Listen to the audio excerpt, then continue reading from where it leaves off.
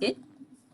Hi, everybody. Good afternoon. Thanks for joining us for today's webinar on debt management with our friends from Bank of America. I'm Sean Moore, and I am the Director of Scholarship and Signature Programs at the ECU Alumni Association. With me is Mary Smith, who is the Director of Outreach. She's going to be our producer today. We're all fancy, and I'm going to be your moderator. Hope everybody's doing good and staying healthy. It's really tough, but I hope everybody's doing good. Before we get started, I wanted to share some quick ground rules with everybody about the format that we're doing. So we're going to record this session, so it's going to be accessible for people who couldn't join us, or if you want to go back and listen to it again. Note that we're doing that. Second, we'd like for you to keep your lines muted. We've had some problems with background sounds before, so it's just a little bit easier if everybody just keeps their microphones off. And then if you have any questions, go ahead and put those in the chat. Mary's going to be looking at them and letting our speakers know if we have questions that you need to be answered. We're also going to be doing 2 polls. Mary's going to launch one right before we start, maybe in a little while, and then we're going to have one after the session, and we would really, really appreciate if you take a few minutes. It's only like 3 or 4 questions, and it's yes, no, or 1, 2, 3, and do that for us. It would be really, really helpful. So I would like to introduce our speaker for today. It's Jennifer Cameron, and she's with Bank of America, and she's with Innovation Program Coordinator. And I'm going to let her tell you a little bit about herself. And on the call also is her colleague, also from Bank of America, and her name is Claudia, and she's here in Greenville. So if you need some help from them, Claudia is the lady that you need to see. So take it away, Jennifer. Fantastic, thank you. So I am with Bank of America, have been for a little over 24 years.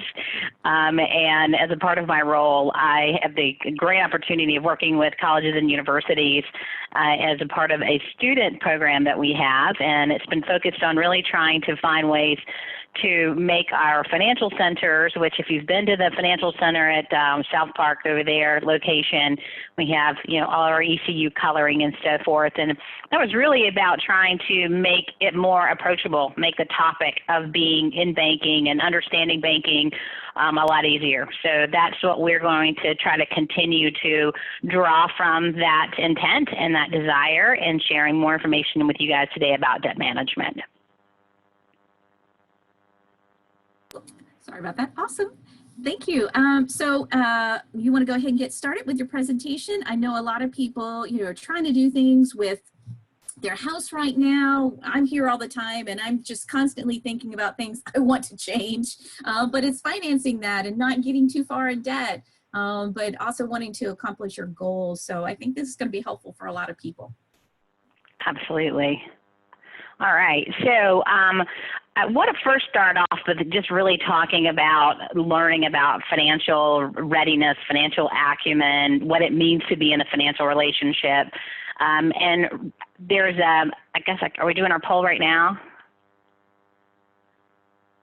Yes, we are. And so Awesome. As soon as you complete the poll, it'll close out on their screens. Awesome. So you guys go ahead and take a look at your poll there, and great. And the last question is super important, number 4. So make sure you answer all those. But while you're answering those, I'll give you something easy to focus on. But it's really about this educational process is free, and that's the important thing to know, is that learning about financial readiness, learning what questions to ask. We get that a lot, is I don't know what to ask. I don't know what to say. I walk in and I feel intimidated because therefore I'm looking at someone I would consider an expert, and I don't know where to begin. So I would really say, just like approaching any studies that you're doing at ECU or did at ECU, or even in your current job, it's about building that level of understanding. And so we went into partnership. If I can get my screen to turn, let's see. There we go. I'm going to move to the next one. What we started a partnership with Khan Academy about 6 or 7 years ago, and probably when you were in school years ago or recently, you've heard about Khan Academy. Sal Khan started with this entire approach after tutoring his nephews and nieces and saying, I really want to make education available. I want to make it free. I want to make it easy and intuitive. And so we went into partnership with him with that very intent of how do we make financial education free, accessible, easy to follow. And so that's what we've done. We've really entered in. Its content is constantly changing. I'm going to go to it at the end of the session. But this is a big plug for Khan Academy, big plug for Better Money Habits, because it's there for you. It's divided into topics. We're breaching one topic today on debt management. There are many others out there. So, at the beginning, Sean was talking about, you doing home improvements, if you want to buy a car, if you're, looking at all these things that you want to simplify during these times, all of those topics are out there. So we're really going to be just scratching the surface today. But really would encourage you, if you've never been out there, bettermoneyhabits.com, super, super easy. And that is where all the content we're going to look at today is from. Mary, how are we doing on our poll? It looks like most everybody has completed it.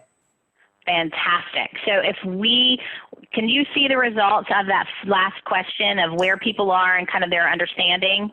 Yes. So we have on the scale of 1 to 5, in terms of what would you say is your current level of understanding, with 1 being the lowest. We have 2 people that said 1, 2 people at 2, 5 at 3, 2 at 4, and 2 at 5. So kind of scattered Awesome. about, Yeah. but a good number that are in the middle. That's great. That's great. So just a heads up, we're going to do the poll again at the end. And I'm hoping to see a lift in those numbers. So especially if you're feeling at number 1, love to see you feeling more confident as we move through this content. So just be aware that we'll ask that question one more time just so we can get a feel for how we did today. All right, what are we going to talk about? So we're going to talk about tackling financial stress. So currently, as again, Sean mentioned earlier, we're all trying to get through this very unusual time that we're in, and we've got a lot of time to be, and a lot of time to think, and a lot of time to process. And so in doing that, we are definitely seeing stress levels increasing. You've got a lot of things that are amplifying that stress, and so we really want to make sure, again, as we're talking about debt management and how it contributes, we also want to make sure we can understand how we can better it. We want to talk about credit card management, and then we're going to talk about getting financial assistance. And so while Bank of America is a huge sponsor of this in the sense of bringing content, bringing the resources to deliver it, we're going to talk about debt and financial assistance in a multitude of ways. So I just want to make sure that, again, you're really connecting with the information and connecting with how it can connect to your personal situation. And then we're going to give time for Q&A. So don't hesitate to ask questions. Again, use the chat. I'm going to be looking at the chat and helping me to make sure, because I'm not paying attention to the chat. I'll go ahead and tell you right now, I'm not looking at it. But if, Mary, if questions come up, don't hesitate to interrupt me, because I could talk about this kind of stuff for a while and probably not breathe. But I'll promise to try to breathe at least once, maybe twice. All right, so what's important for us to really start off with is, at the end of the day, we all acquire debt. I mean, that's just a part of living. It's a part of everyday making decisions, and that's why there's so many options out there for us to finance, and there's so many options out there for us to take on debt, because it's just a part of life. But what it's really important to look at is when you are consistently taking on debt and you're taking on more than you are making on a continuous basis, probably time for you to step back a little bit and reevaluate and really think about what it is that you're trying to accomplish and what is your spending accomplishing. And we'll talk more about that. We mentioned financial stress. you know, again, we're in unprecedented times right now. It's just an unusual time for everyone, from the people that are the most prepared financially to the people that are impacted most financially. It is just an uncertain time. And so I always like to look at things and say, like, how can I remove stressors? How can I take things that are creating angst for me, and how can I focus my energy there so that I can really make sure I have a plan? That's the biggest thing. Have a plan. And your plans can be modified. That is the other thing. You know, we start out with something very specific, but we may figure out at some point we need to adjust. Completely acceptable. Just making sure you have a plan is what is so important, and knowing your financial picture. I sat down recently with my partner, and he and I were talking about, you know, our budget, and we were going through the budget, and his eyes just kept kind of getting bigger and bigger and bigger through the conversation. And I finally was like, you know, like, what am I saying that's upsetting you? And he said, now that you put it on paper and you go through it like that, like, whoa, you know, it's just a realization of just didn't know all that was going on. You know, you're just kind of living, you're kind of doing, you're kind of rolling. And then suddenly you're like, let's look at the real picture. And the real picture can sometimes be that eye-opening moment. So putting it on paper and having a plan just incredibly specific to your program and to your needs is very, very important. When we start talking about taking control of our finances, I mentioned earlier, what can you control? You can control your finances. It may not feel like you can, but you can. And you can because you have that plan. And you're only going to make progress if you know what you're making progress toward. All right, so let's talk about tackling it. I promise not to try to make this too dry, but it's you know, it is what it is. So we'll keep working on it.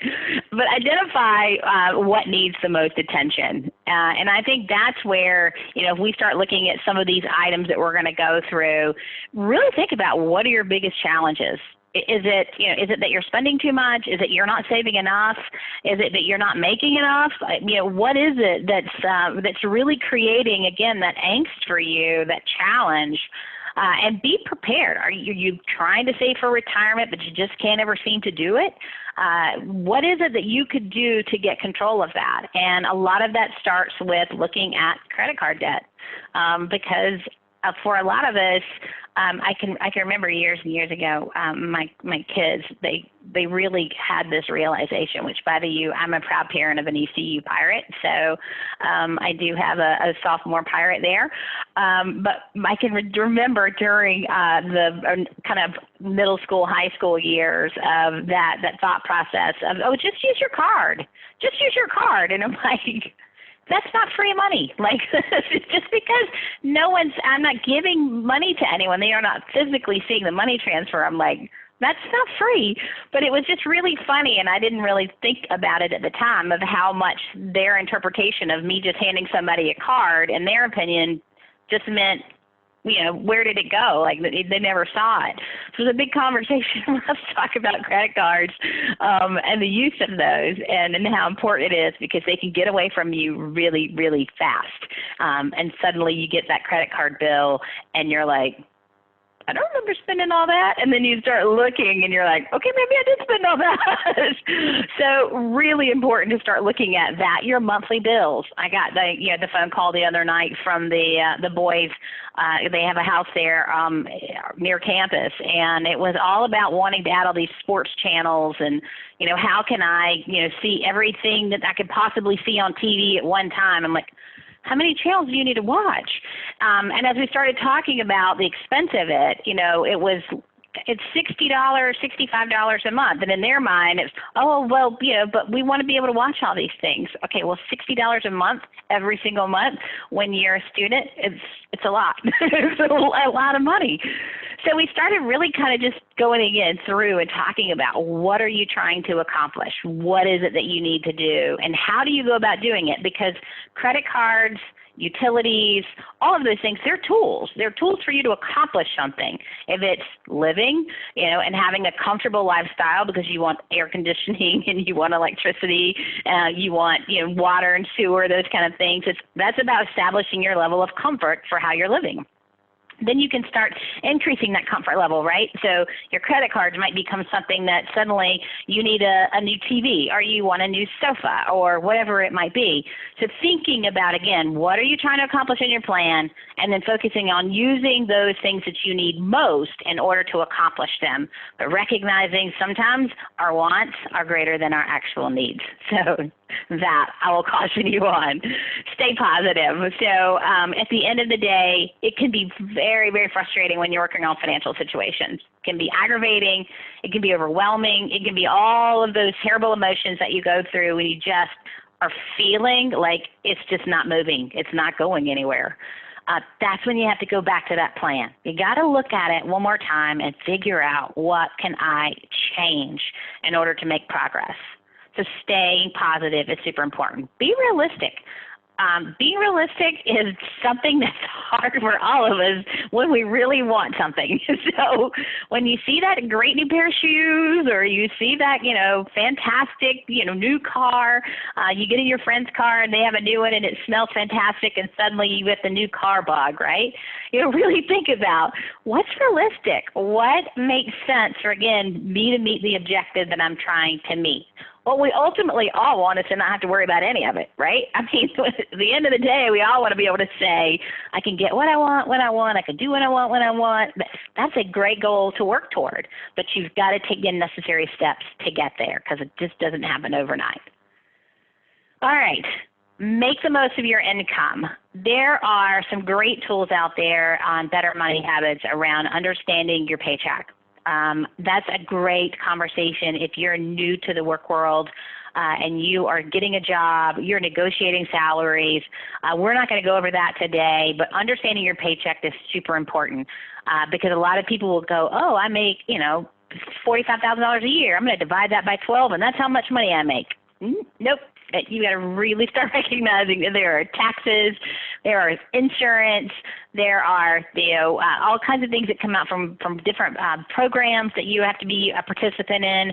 So making sure that you understand your paycheck and actually physically how much money you are going to be making toward paying these bills and doing these things that you need to do is super important.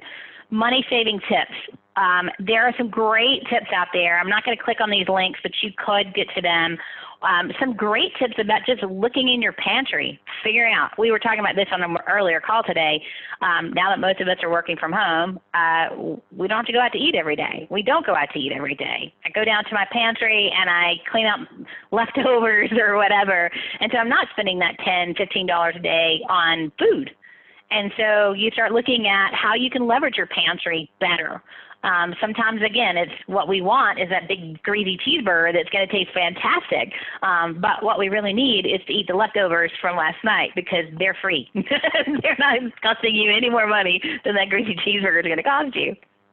And so the savings calculator, we have a program here, and this is a secret that I'm going to tell you because my son doesn't know this. So if you ever see my son on campus, I'm not going to give you his name because you'll tell him. I just know it. We have a program that's called Keep the Change. And basically anytime you spend money, it rounds it to the nearest dollar. And it puts that money in a savings account. And I've been doing that for him, unbeknownst to him, since he started spending money, getting his own debit card. And so it sounds little, but over time, my goal is that when he graduates from college, I'll be able to say, here's some added money that can help you get started because now you have all this money that you weren't even realizing that you had because it was over in this account that you didn't know was there. And even if you do know it's there, I like to have that trick of like out of sight, out of mind. Unclick it so it's not showing up in your face all the time on any of your abilities to see your accounts.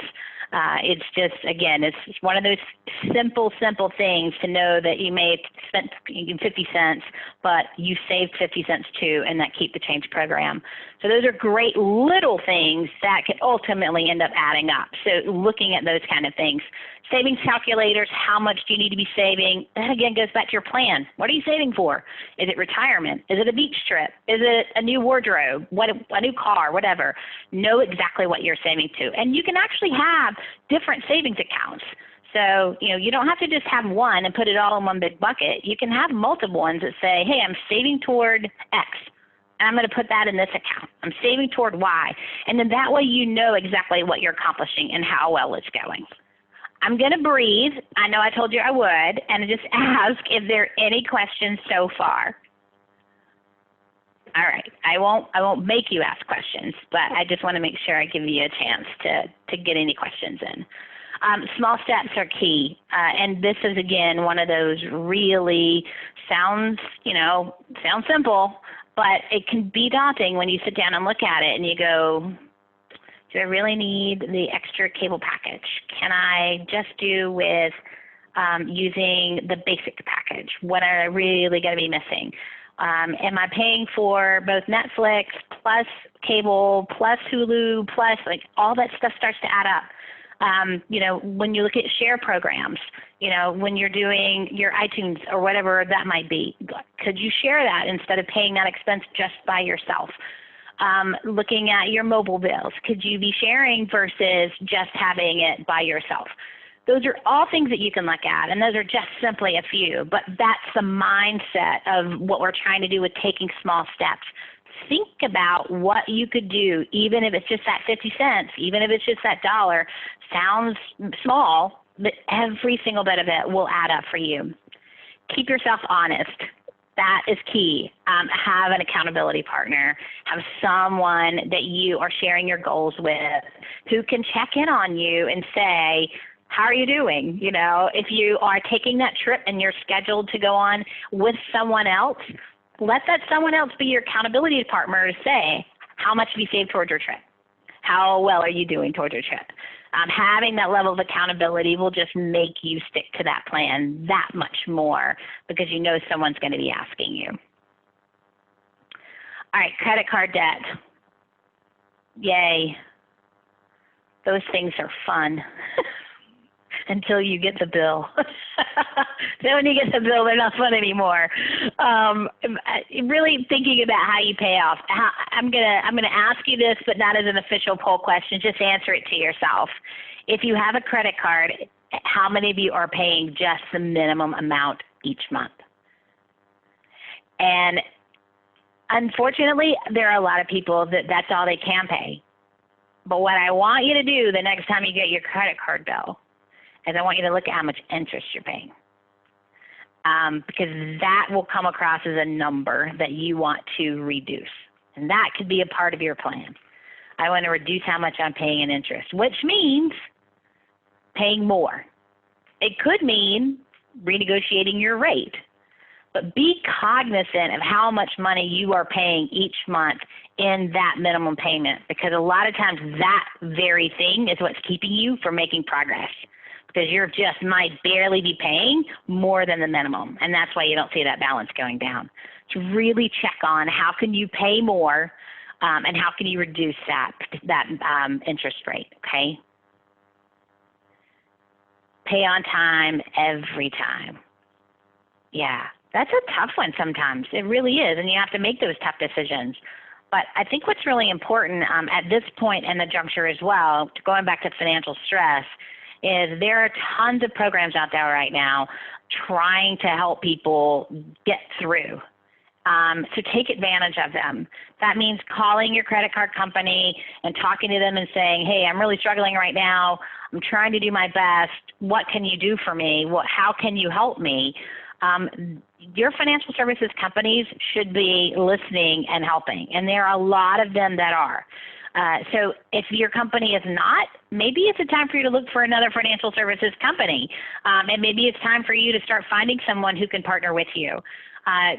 Really, again, it hurts you significantly when you can't make those payments. And it hurts you in a multitude of ways. One, there are fees. So if you add the fee on top of what you're paying in interest, and you're only paying the minimum, you can see the windfall that's happening for you. It's not a good place, right? It also affects your credit. And you want to make sure, if you're trying to get to that euphoria place we talked about earlier, when you do what you want, when you want, where you want, making late payments and having poor credit will only hinder you from getting there. And nothing is more frustrating than trying to get credit and being turned down. because that's one of those things that creates stress for you, that makes you go, oh, what can I do? Well, you have to show somebody that you're in a relationship with, which is your financial services company, that you are going to pay them back when you say you're going to pay them back. Okay? All right, transferring. We do have a quick Mary, question that come in. Yeah. How many credit cards should a person have? And then Ooh. are store credit cards more expensive? So like departmental store, specific credit cards like that. Nothing drives me crazier than the store credit card stuff. And the only reason I say that is because they ask you at every store, and it's like, oh, you can get 15% off today, and you save $50, and they get you excited about it. I am going to say this is my personal opinion. So note that this is Jennifer's personal opinion. I have really one credit card I use. And the reason why is because if you look at all the credit cards that are out there today, they're typically programs that come along with them that you can take advantage of, like travel, saving money. There's another, that's a good saving money one right there, believe it or not. So like my card at the end of the month, I can put in my card what I spend my money on. So groceries. I can select that where I want my biggest rebate to come is when I buy groceries, because that's typically where I spend it, or gas. I use my credit card primarily when it comes to, I kind of use it in conjunction. I use it to get things, but I also use it from a safety and security perspective. And I know we didn't have the privacy and security conversation a couple of weeks ago. We'll have it again in the near future.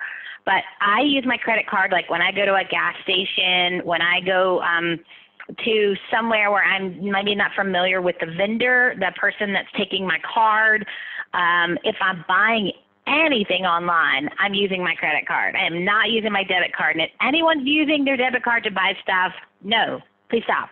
It's that's not good for you. As I tell my son, that was not wise. Was not wise at all. Because that's where you can get in trouble. And when I say get in trouble, I mean if someone were to get a hold of your information, it is a whole lot easier to navigate getting out of a credit card situation, because that's not money that's physically coming out of your account. If someone gets hold of your debit card and they start taking money out of your debit card, that's money that's physically coming out of your pocket, and it takes time. A lot of banks will work with you again and try to give you what they call provisional credit to help you, but it's way more stressful to know that you've got no money in your pocket than it does you've got money like in a credit card situation that you are working with someone to get away from. So I have one credit card, and I use that credit card again to specifically look for ways that I can save. My credit card gives me the option of using the money that I'm getting as I'm using the card to pay off my card. So I can get a cash balance, and I can take that cash balance or that cash credit, I should say, and I can use it to pay my credit card and contribute to my credit card payment just because they're rewarding me for using my card. I can also use it for travel. So I love to travel, and so I will use it for travel points. So I try to pick a card and I really am very cognizant about my available limit, or what my limit is. I try to keep my limit at a number that I would never, if I got to that max number, I could still pay it off in some reasonable amount of time. Like, some people will go, hey, I want a $25,000 limit or some crazy limit. And then suddenly you find yourself at your limit, and that limit is stressful, right? So I pick a number that I would feel like that if I even max that number, it would be stressful, but it wouldn't be overwhelming.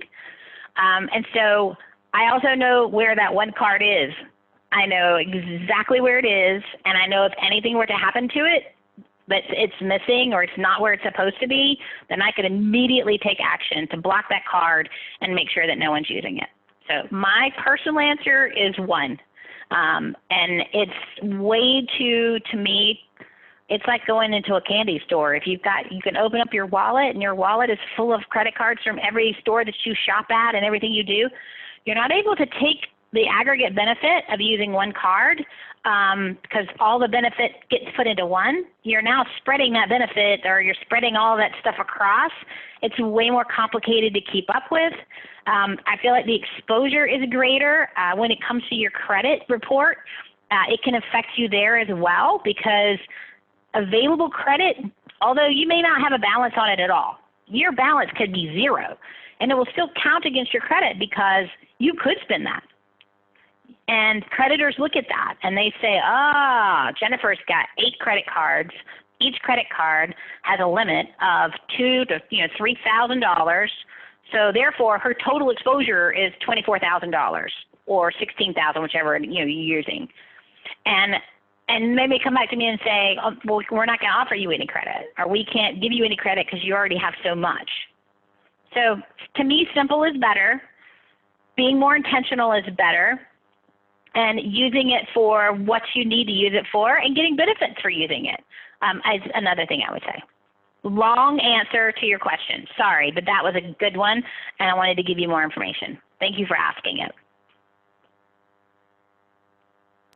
Thank you. All right. And then a quick follow-up, and I think you were referencing this, is are there best items to use your credit card as payment for, or does it matter? So I know you mentioned online purchases is a big one. Oh, yes. Don't get me started on those. This quick story for you guys. So I worked on the floor with the credit card fraud team. I didn't work in fraud, but they were on the same floor with me. And I was sitting I walked into one of the guys' offices, and he and I were chatting about something, and we were talking a little bit about his role and what he did and some of the stuff that they were working on to try to prevent fraud. And as I'm sitting there, my phone rings, and it's a call from the bank to tell me that there's fraud on my card. No, did not make this up. And so I told him he had jinxed me. I was never coming into his office again, like never. But what had happened is my spouse had been using his card at a gas station, and someone, I don't know if you've ever heard of skimming, but skimming is where there's a device physically on the machine that copies your number, and then now people can use your number. And so someone had done that using it. He had used it at a gas station. It was a debit card. It wasn't our credit card. He was using the debit card. And within a matter of what felt like minutes, these people were out trying to use this card everywhere. And luckily, the bank has great models for catching that stuff, and we were minimally impacted. Could have been a disaster, but we were minimally impacted. But that was probably one of the turning moments for us of why we only used our credit cards at gas stations and, again, places that we just aren't familiar with, because you never know when you're sliding that in if someone has put a skimming device on that machine. So just be cognizant of it. All right, thank you. And that's all the questions we have so far. Mm-hmm. Great. And you guys keep me honest on time. I know we're getting into again, transferring your balances, you mentioned it earlier. If your bank's not working with you, or if your financial services company can't help you with your interest rate, there are always options. And when you have options, you can transfer those balances from one card to the other. You can consolidate. There are all kinds of things that you can do. But make sure you are paying attention. I mentioned it earlier. I'll say it again, to that interest rate, to those fees. Anything coming in over on your card that isn't you making a purchase, what is it? How do I get rid of it? How do I make sure it's not there anymore? Those are the questions that you want to ask, because it's the fees and the interest rates that over time can really affect how much progress you're making on paying those things off. Great. Watch your wallet. That we were just kind of talked about that, but also making sure, again, you know what you're spending. Is it a want or is it a need? Really focus on kind of holding yourself accountable to that plan that you made. Shop until you drop. I just mentioned that earlier. It's nice for the stores to offer you credit cards. It's nice for that $5, $10, $15 that you're going to get a discount at right there. It's the long-term stuff that you need to think about, not that immediate instant gratification, because that's the stuff that gets you. Later, you lost that credit card or you never even opened it, you just stuck it off thinking, oh, I'll never use it. It doesn't matter. It's still in your credit report. It's still available credit for you. And so it's still impacting you, again, regardless if you even used it or not. All right, we talked about minimums. We talked about your credit and impacting of your scores. It's important. Making late payments, maxing out your credit, available credit, all of those things are for you to consider. So if you haven't sat down and put all of your current credit cards, or if you don't even know what they are, get your credit report. And you can get free credit reports. Get your credit report and make sure you know exactly what debt people see you either have the potential to have or you actually have. And this is just on credit. So we didn't even talk about the bills, of your monthly bills for your utilities and cables and subscriptions and gym memberships and all the other things that you have. When you start putting it all together and you really start looking at that picture, looking makes you aware. Okay, if you're not aware, then that's what catches you off guard, and later you get a surprise and may not be a surprise you really want. All right, take action. Making payments manageable. We talked a little bit about that. Again, we talked about it, having a planned, finding the right card. I mentioned that. Like, what's important to you? Like, what is important to you? What do you use your card for? You know, what are you trying to get from it? Because there are a bazillion of reward programs out there. And make sure that you're actually getting a reward because there really are just too many options for you to avoid or to miss out on getting a reward for your spending.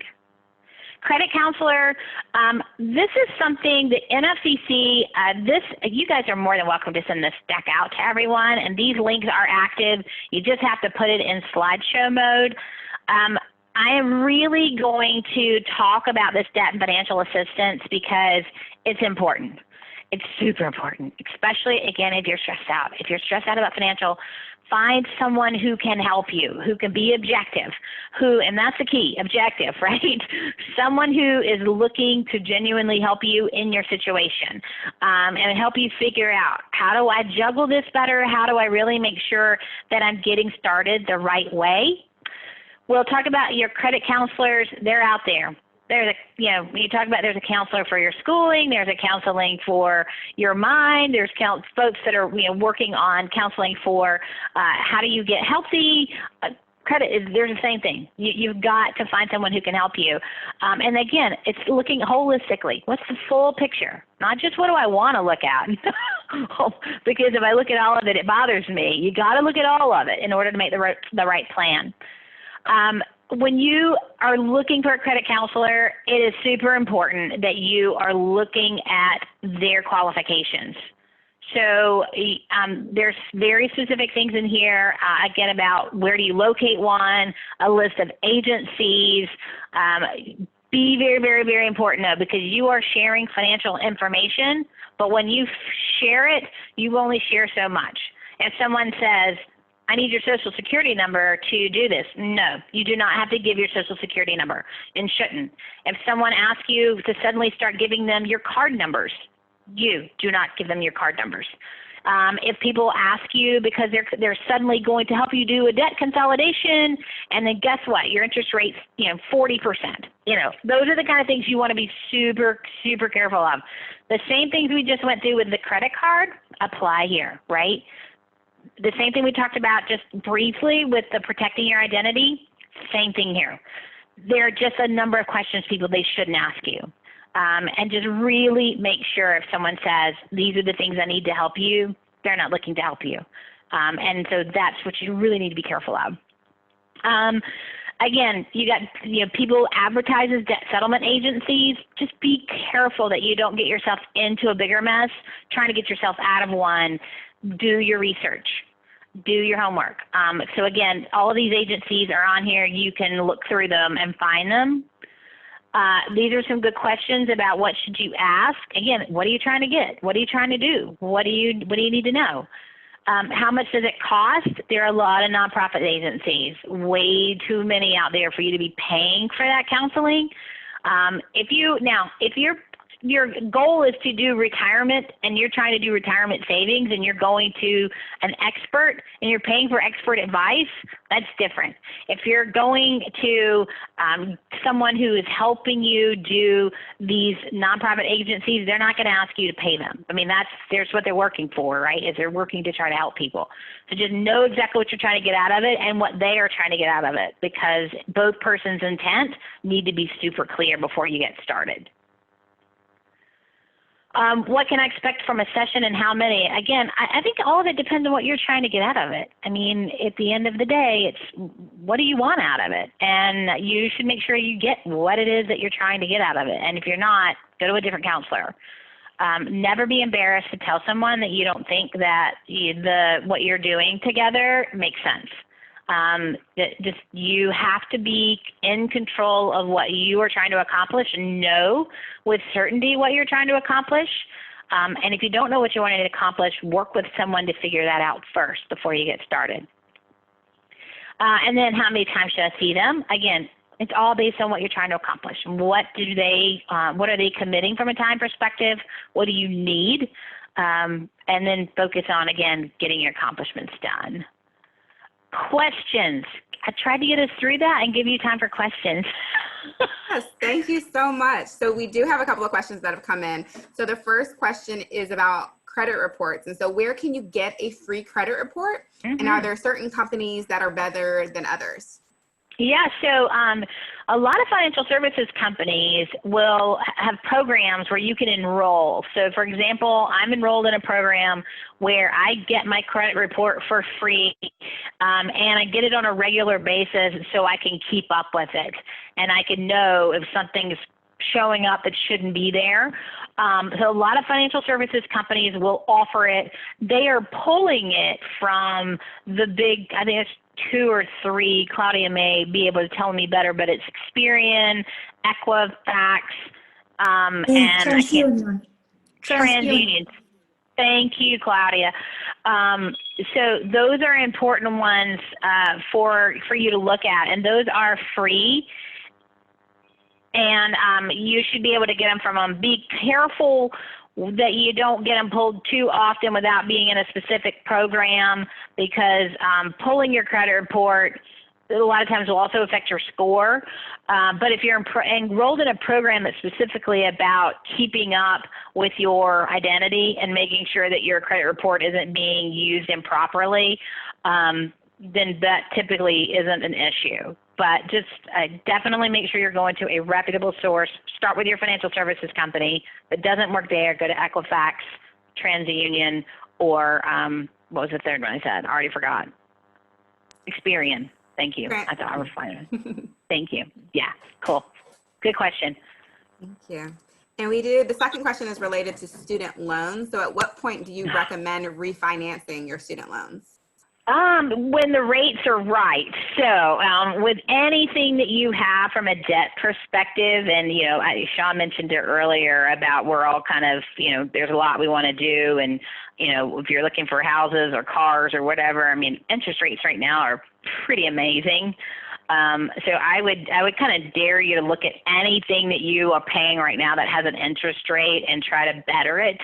They typically say the rule of thumb is, and again, this is my rule of thumb and the general consensus. I'm not speaking as a bank expert in this regard, but they typically say anything where you can reduce your rate by a full point makes sense.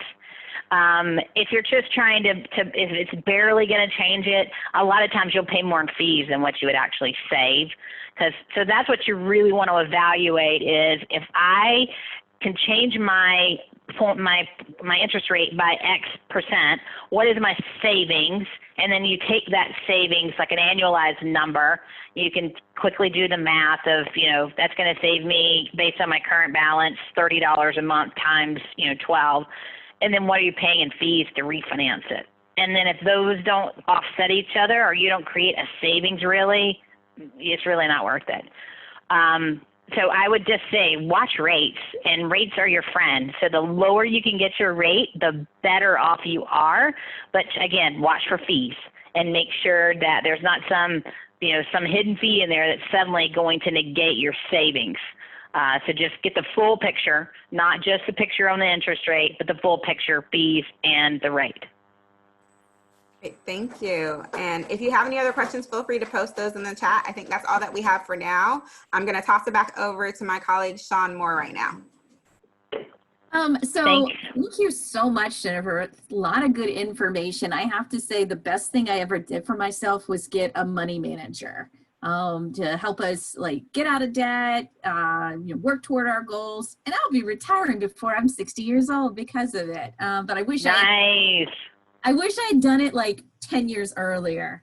And this person actually really explained the ins and outs of like buying and selling stock and like where your comfort zone, because when he first started talking to us, I was super conservative. Now when I see the market going down, I'm like, call him, we need to buy some more stock. And he's like, who are you? And I was like, I'm your creation. That is who I am. But best thing I ever did for myself and my husband, just great. And I try to encourage everybody I know to find somebody they feel really comfortable with to help them work through those goals. He's very open to investigating things that we're interested in and explaining things at a very, very layman's terms to me because I don't have that mindset. He was very fascinating to get to know and like learn from. So I would recommend it to everybody. As Jennifer said, we didn't get to have our privacy one, like identity theft, but we are going to be rescheduling that soon. So I hope everybody's going to join us. I think now more than ever, it is so important to know how to protect yourself on the front end, and then what to do if something does happen. How do you get that out? Jessica has another question. What are the general rates for working with money managers? How much does it cost for their services? Oh, you're muted. All right, thank you. I was like trying to. I'll just talk to myself. I would say, again, it varies about what you're trying to accomplish, and it varies on what their expertise is. So when you're looking for a wealth management or for some sort of financial services, it also depends on how much you want to do yourself versus how much you want them to do. So there's not really a hard and fast rule. I think if you, again, when you are talking to someone and they give you a fee, then I would go in and research that fee and compare it to what other people are offering. But there's a lot of free services out there as well. So it just depends on how much you need them to do. I mean, you're paying for their expertise, right? So if there is a fee and you want to make sure it's a fair fee, but you also recognize that you're paying for someone's expertise to make you more money. So you just got to really figure out how much you need from them, how much time, and then negotiate and make sure you feel comfortable with whatever your fee is. Somebody asked, is there a great company that you can recommend for money manager, like Everett Enterprise? Well, I would be remiss if I didn't recommend my own company, which is Merrill Lynch. So if you're like, we also have a product called Merrill Edge, which is more self-directed. If you want to do more self-directed, but Merrill Lynch is a company that's been around for a really long time with a fantastic reputation. I know my financial advisor is with Merrill Lynch, and I love him dearly, and he's been a great help to me. And showing me what I want to accomplish and how well I'm accomplishing against it. So I would definitely recommend Merrill Lynch. I figured you absolutely. Bank of America, I'm pretty sure has some of that stuff. But yeah, we do. Yeah, with all stuff, it's doing your homework. You got it. It is. Well, it's finding the person you're comfortable with. I mean, again, you're in a relationship. I think that's what people don't necessarily realize about banking is it's a relationship, and there are going to be things that you need to work through. There are going to be questions that you need to ask. You're going to have to establish that style. Like Claudia is in the financial center there at South Park, and she can tell you, I mean, when people come in, have a conversation. It's a relationship. It's give, it's take, it's, ask questions, it's give information. It's literally a relationship. And you want to get the most out of it. And you're only going to get that by asking for what you need or getting someone to kind of walk you through whatever it is that you're trying to learn more about. And that's exactly what they're there for. Excellent. If Mary's going to go ahead and launch our last poll for us. Yay. It's up. So go ahead and answer these questions for Jennifer and Claudia to see how well they did on their presentation and know that they are available to you. If you are interested, like she said, Claudia's right here at Bank of America in South Park, and I'm sure she'd be more than happy to talk over any of your issues with you, give you some good direction. So that'd be great. And just want to make a plug for us, for the East Carolina Alumni Association. If you go to piratealumni.com, we have digital resources. It's everything from Mary's wonderful career panels that they're doing. We're doing a lot of different talks with deans right now. If you didn't go last night to the Coastal Institute one, I hear it was very, very nice. And so we're going through all the deans. We've done 3 so far, so that means we've got 9 left, I think. Please join us for those. Look at all the fun things that we have going on. And if you're interested in seeing more, please email ECU alumni at ecu.edu. Our contact information is there on our website as well. We really want to hear from our alumni. We want to do things that you're interested in and you want to see from us. So we're looking forward to hearing from you on that. But we appreciate Jennifer and Claudia coming in, and we hope that you will join us again for a different session with our Bank of America friends. Yes. How did we do, Mary? Did good. They're Did we still do coming okay? in. Yes, you did. Okay. Yes, they're Well, still we did all coming right. in. Okay, good. We'll definitely get you those poll numbers